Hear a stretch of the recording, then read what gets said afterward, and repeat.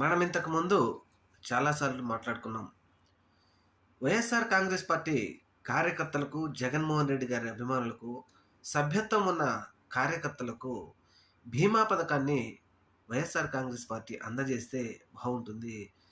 ఎవరైనా సరే ఒక పేద కార్యకర్త గనక అనుకోని పరిస్థితుల్లో చనిపోతే, అది ప్రభుత్వం సహాయం చేసినా, పార్టీ సహాయం చేసినా చేయకపోయినా బీమా ఉంటే గనక ఖచ్చితంగా అది ఉపయోగపడుతుంది. అటువంటి నిర్ణయం జగన్మోహన్ రెడ్డి గారు తీసుకుంటారు, తీసుకోవాలి అని చెప్పి చాలా సార్లు మాట్లాడుకున్నాం. ఇప్పుడు జగన్మోహన్ రెడ్డి గారు ఆ దిశగా ఆలోచిస్తున్నారని చెప్పేసి అత్యంత విశ్వసనీయ సమాచారం.